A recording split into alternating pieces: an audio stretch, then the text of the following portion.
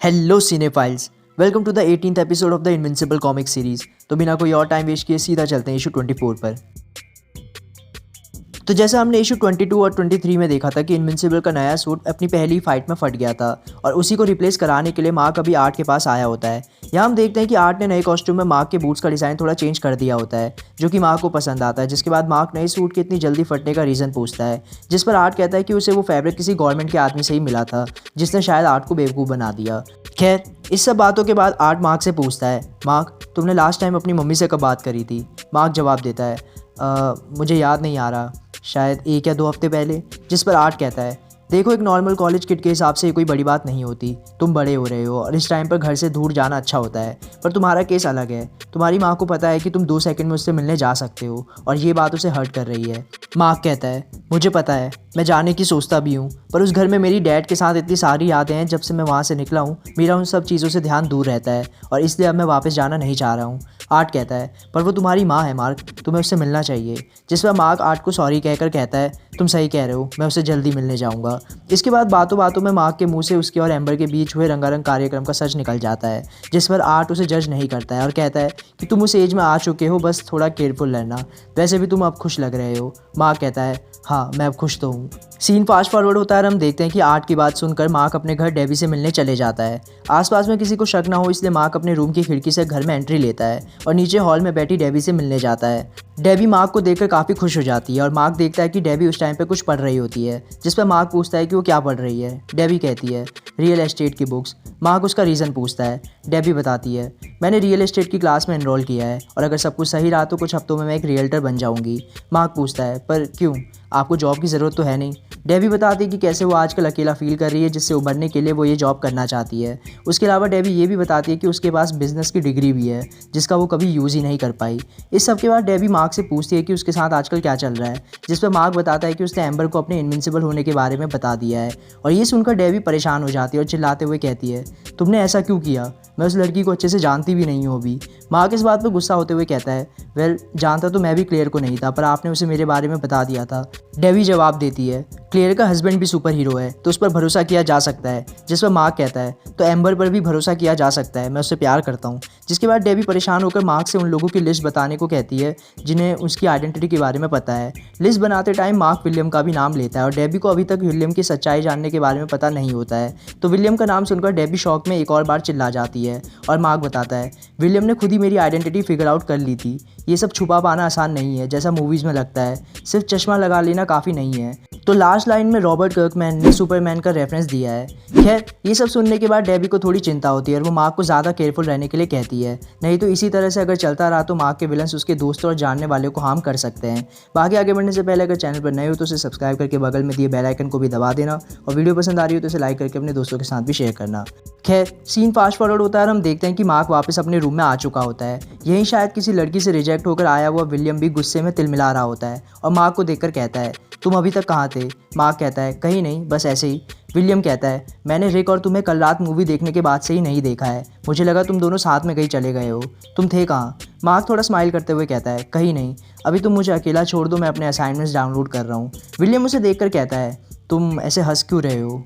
Wait, तुम amber के साथ थे है ना? तुम दोनों ने फाइनली कर ही लिया। मार्क झूठ बोलते हुए कहता है, नहीं, हमने ऐसा कुछ नहीं किया, पर हाँ हमारे बीच की गलतफहमियां अब दूर हो गई हैं और मैं रात को उसके रूम में बस रुका हुआ था। विलियम को उसके कुछ ना करने वाली बात पर डाउट हो रहा होता है कि तभी सेसिल मार्क को बुला लेता है और मार्क वहाँ से चला जाता है। अगले सीन में हम देखते हैं इस डायमेंशन में मौजूद लेवी के सीक्रेट हाइडआउट को, जहाँ ओरिजिनल लेवी अपने कई सारे वर्जन्स के साथ मॉलर्स की बनाई मशीन में बैठने को तैयार होता है। और ये तो सिर्फ एक ही मशीन है, कई और डायमेंशंस में ऐसी कई और मशीन्स मौजूद होती हैं जिन्हें ओरिजिनल लेवी अभी कनेक्ट करके सबकी नॉलेज अपने पास रख लेगा। ओरिजिनल लेवी मॉलर से मशीन स्टार्ट करने को कहता है और उनमें से एक मॉलर कहता है, मैं हम दोनों के बिहाफ पर ये बोल रहा हूँ कि तुम्हारे साथ इस प्रोजेक्ट में काम करना हमारे लिए भी एक ऑनर था। जिसके बाद दूसरा मॉलर मशीन स्टार्ट करते हुए कहता है, हाँ ये हमारी अचीवमेंट्स में सबसे ऊपर रहेगा और मैं तुम्हें थैंक्स कहना चाहूँगा हमारी मल्टीवर्स की नॉलेज को बढ़ाने के लिए। अगले कुछ मिनट्स में हम दूसरे डायमेंशंस के तुम्हारे हज़ारों डॉपलगैंगर्स की मेमोरीज डाउनलोड करके तुम्हें दे देंगे। ये सोचने में ही कितना बेहतरीन लग रहा है। जैसे ही तुम रेडी हो हमें बता देना, हम रेडी हैं। लेवी कहता है, मुझे थोड़ा सा टाइम दो ताकि मैं दूसरे डायमेंशंस में मौजूद मशीन्स को भी लिंक कर सकूं। इसमें थोड़ा सा ही टाइम लगेगा पर इससे मुझे काफ़ी स्ट्रेस मिलेगा, तो तुम्हें सब कुछ जल्दी करना होगा। एक बार कनेक्शंस बन जाए तो तुम स्टार्ट कर सकते हो। और हम देखते हैं कि मशीन के ऊपर बने एंटीना के पास लेवी कुछ छोटे छोटे पोर्टल्स ओपन कर देता है, जिससे दूसरे डायमेंशंस में मौजूद मशीन भी कनेक्ट हो जाती हैं। और ये देखकर मॉलर प्रोसेस को स्टार्ट कर देते हैं। लेकिन अगले सीन में हम देखते हैं कि वहाँ की दीवार तोड़कर इनविंसिबल अंदर आ जाता है। तो थोड़ी देर पहले मार्क को सेसिल ने यही भेजने के लिए बुलाया था, क्योंकि जैसा आपको याद हो तो पिछले कुछ इश्यूज से सेसिल मॉलर्स पर नज़र रखवा रहा था। और आज जब उसे पता चला कि यहाँ कुछ होने वाला है तो उसने मार्क या इनविंसिबल को उन्हें रोकने के लिए भेज दिया। लेवी चिल्लाकर कहता है, उसे रोको, हम मशीन को स्टॉप नहीं कर सकते। उनमें से एक मॉलर कहता है, हम इससे पहले भी लड़ चुके हैं, हम इसे संभाल लेंगे। पर इनविंसिबल कहता है, तब से मैं काफ़ी कुछ सीख चुका हूँ। और ऐसा कहने के बाद उन्हें थोड़ा पीट कर इनविंसिबल उन दोनों को वहाँ से बाहर कहीं दूर फेंक देता है। जिसके बाद इनविंसिबल लेवी से कहता है, क्योंकि अब वो जा चुके हैं तो मुझे बस ये देखना है कि इस मशीन को बंद कैसे करते हैं ताकि मेरे बॉस आकर तुम्हें अरेस्ट कर सके। ये तो काफ़ी आसान था। लेवी जवाब देता है, इतने कॉन्फिडेंट मत हो, क्या तुम्हें सच में लगता है कि सिर्फ ये दोनों इतना सारा काम अकेले कर सकते थे? और हम देखते हैं कि लेवी कुछ पोर्टल्स ओपन करता है जिसमें से अलग अलग डायमेंशंस में मौजूद मॉलर ट्विंस निकल कर आ जाते हैं। तो बेसिकली जैसे इस डायमेंशन की मशीन्स पर इस डायमेंशन के मॉलर ट्विंस काम कर रहे थे, वैसे ही लेवी ने कई और डायमेंशंस के मॉलर ट्विंस को भी बाकी डायमेंशंस की मशीन पर काम करने के लिए रखा हुआ था, जिन्हें अपनी पावर्स की मदद से वो फिलहाल यहाँ इनविंसिबल से लड़ने के लिए ले आता है। इनमें से कुछ वर्जन्स इनविंसिबल को जानते ही नहीं है, क्योंकि उनके डायमेंशन में इनविंसिबल एग्जिस्ट ही नहीं करता। वहीं कुछ के डायमेंशन में इनविंसिबल मर चुका होता है। पर जो भी हो, हर कोई मॉलर फिलहाल इनविंसिबल को पीटने से पीछे नहीं हटना चाहता है। और लेवी उन सभी का एग्रेशन देखकर कहता है, भावनाओं में बहकर कुछ ज़्यादा मत करना, तुम्हें प्रोसेस कंप्लीट होने तक बस उसे बिजी रखना है। उनमें से एक कहता है, हाँ हम इसे बिजी रखेंगे। और इसके बाद वो सभी मिलकर इनविंसिबल पर अटैक कर देते हैं। इतने सारे मॉलर्स के सामने इनविंसिबल की हालत कुछ इस लड़की की तरह हो जाती है। खैर, इनविंसिबल अभी के लिए वहाँ से जाने की कोशिश भी करता है, पर एक मॉलर उसका पैर पकड़कर उसे नीचे खींच लेता है। इतने में ही लेवी भी चिल्लाता है, उसे बस दूर रखो, मैं मशीन को काम करता हुआ फील कर रहा हूँ, मुझे महसूस हो रहा है कि मेरा दिमाग फैल रहा है। और मॉलर्स ओके कहकर इनविंसिबल को और पीटने लग जाते हैं, यहाँ तक कि पीट पीट कर उसके ग्लासेस भी तोड़ देते हैं। पर अब इनविंसिबल को गुस्सा आ जाता है और वो उन सभी को दूर करके कहता है, तुम्हें क्या लगता है कि मैं तुम्हें नुकसान नहीं पहुँचा सकता? तुम्हें लगता है मैं ऐसा करने की कोशिश नहीं करूँगा? मुझसे लड़ना बंद कर दो, वरना एक बुरे अंजाम के लिए तैयार हो जाओ। अभी तक तो मैं अपने आप को रोक रहा था। उनमें से एक मॉलर कहता है, तुम जो कर सकते हो करो, अपने आप को रोको मत, हमें ये चैलेंज मंजूर है। पर इससे पहले इनविंसिबल अटैक करने के लिए आगे बढ़ता कोई दूसरा मॉलर आकर इनविंसिबल को पकड़ लेता है और बाकी मॉलर्स अब और जान लगाकर इनविंसिबल को मारना चालू करते हैं और इनविंसिबल की हालत काफ़ी ख़राब हो जाती है। ये सब देखकर लेवी कहता है, तुम उसे जान से मार दोगे, ऐसा मत करो, मुझे किसी की खून का जिम्मेदार नहीं बनना, रुक जाओ। पर मॉलर नहीं रुकते और कहते हैं, तुम मजाक कर रहे हो ना? पर लेवी चिल्लाते हुए कहता है, नहीं, मैं अपनी सबसे बड़ी जीत को एक बच्चे की मौत से ख़राब नहीं कर सकता, रुक जाओ, नहीं तो मैं खुद इस प्रोसेस को रोक दूंगा। और ऐसे कहते हुए लेवी हेलमेट निकालने लग जाता है। ये देखकर एक मॉलर कहता है, नहीं, हिलो मत, ये प्रोसेस बीच में नहीं रुक सकता, अगर तुमने इसे बीच में रोक दिया तो हम नहीं जानते कि उसका रिजल्ट क्या होगा। पर लेवी नहीं रुकता और हेलमेट उतार ही लेता है। ये हमें एग्जैक्टली दिखाया तो नहीं जाता, पर हमें पता चल जाता है, क्योंकि नेक्स्ट सीन में हम देखते हैं इस डायमेंशन के मॉलर ट्विंस को, जिसे इनविंसिबल ने स्टार्टिंग में ही उठाकर उस बिल्डिंग से बाहर फेंक दिया था। उन दोनों को अब जाकर होश आया होता है और इतने में ही वो देखते हैं कि बिल्डिंग में एक बहुत बड़ा धमाका होता है। और वो धमाका इतना खतरनाक होता है कि बिल्डिंग में मौजूद मॉलर्स के दूसरे वर्जन्स इंस्टेंटली राख हो जाते हैं। वहीं इनविंसिबल विल्ट्रोमाइट होने की वजह से ब्लास्ट से बच तो जाता है, पर पिटाई और उसके बाद इस ब्लास्ट की वजह से उसकी हालत काफ़ी ख़राब हो चुकी होती है। ब्लास्ट के बाद इनविंसिबल एकदम से अपने आसपास ध्यान नहीं देता और खुद से कहता है, दैट्स इट, मैं अपना नाम बदल रहा हूँ, मैं इनविंसिबल नाम के लायक ही नहीं हूँ। और अगर आप देखें तो यहाँ मार्क सही कह रहा है, क्योंकि ओमनी मैन, बैटल बीस्ट और अब मॉलर्स, हर किसी से तो बेचारा मार्क पिट ही जाता है। खैर, जिसके बाद इनविंसिबल का ध्यान अपने आसपास मौजूद मरे हुए मॉलर्स पर जाता है, जिन्हें देखकर वो शॉक्ड हो जाता है और काफ़ी डर भी जाता है, क्योंकि इनविंसिबल उन सुपर हीरोज़ में से है जो अपने दुश्मन को भी जान से नहीं मारना चाहते हैं। पर तभी पीछे से कोई कहता है, रिलैक्स, अब वो किसी को कोई नुकसान नहीं पहुंचाने वाले। और हम देखते हैं कि वहाँ पर गार्जियंस टीम आ चुकी होती है और पिछली लाइन रेक्स ने बोली होती है, जो अपनी बात को कंटिन्यू करते हुए कहता है, क्योंकि ऑब्वियसली वो ऑलरेडी मर चुके हैं। पर इनविंसिबल इस सबसे दुखी होता है, क्योंकि उसे ऐसा लगता है कि उसकी वजह से वो सब मारे गए जो इनविंसिबल नहीं चाहता था। जिसके बाद इमॉर्टल क्लीनअप करने वाले क्रूज़ को वहाँ बुला लेता है और इनविंसिबल को अपने साथ चलने को कहता है ताकि वो उसका चेकअप कर सके।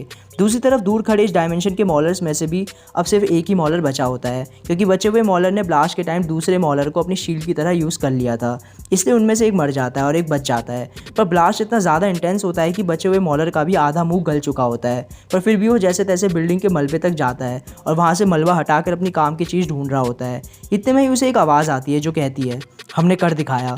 और हम देखते हैं कि ये आवाज़ लेवी की होती है, जो इस ब्लास्ट में किसी तरह से बच गया होता है। और तो और ब्लास्ट होने तक उसके पास अपनी बाकी वर्जन्स की मेमोरीज और नॉलेज भी आ चुकी होती है, पर उसकी बॉडी की फिजिकल अपीयरेंस डिसफिगर हो गई होती है, जो उसे अभी रियलाइज़ नहीं हुआ होता। और वो मलबे से बाहर आते हुए मॉलर से कहता है, हमारा प्रोसेस सक्सेसफुल हुआ।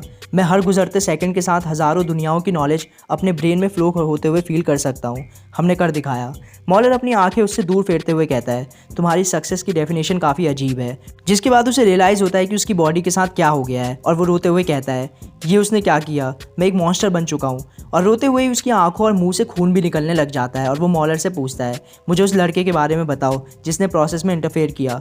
तो जैसा कि हमने देखा था कि इस मॉलर को तो इनविंसिबल ने आते ही बाहर फेंक दिया था, तो उसके बाद जो कुछ भी हुआ उसके बारे में इस मॉलर को कोई आइडिया नहीं होता। और वो लेवी से पूछता है, ये एक्सप्लोजन शायद टाइम से पहले प्रोसेस को रोकने की वजह से हुआ है, मैं तो वहाँ पर उस टाइम था ही नहीं, क्या उस सुपर हीरो ने ही मशीन को रोका था? इस बात पर लेवी झूठ बोलते हुए कहता है, हाँ मुझे याद है, मैंने तुम्हारे दूसरे वर्जन्स को उसे मारने के लिए कहा था, पर उसने अपने आप को छुड़ाकर मशीन बंद कर दी।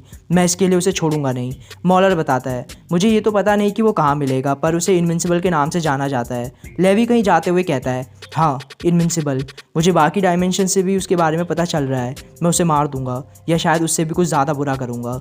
मॉलर कहता है, मेरे साथ चलो, तुम्हारी हालत ठीक नहीं है, हमें तुम्हें कहीं सेफ जगह ले जाना होगा। मैं एक डॉक्टर को जानता हूँ जो, पर लेवी उसकी बात काट कर कहता है, नहीं, इस डायमेंशन की मेडिकल टेक्नोलॉजी दूसरे डायमेंशंस के कंपैरिजन में मजाक है, तो मैं किसी अच्छी डायमेंशन में अपना इलाज कराने जा रहा हूँ, उसके बाद मैं इस इनविंसिबल को देखूंगा। और ऐसा कहकर लेवी एक पोर्टल ओपन करके वहाँ से चला जाता है। मॉलर गुस्सा होते हुए कहता है, हाँ हाँ जाओ, मेरे बारे में तो सोचो भी मत, मुझे तो जैसे कोई मेडिकल अटेंशन चाहिए ही नहीं, जर्क। और मॉलर के ऐसे गुस्सा होने के साथ ही इशू 24 यहाँ ख़त्म हो जाता है। तो ये इशू कैसा लगा कमेंट्स में ज़रूर बताना। बाकी आज के लिए बस इतना ही। So thank you for watching cinephiles, मिलते हैं नेक्स्ट वीडियो में।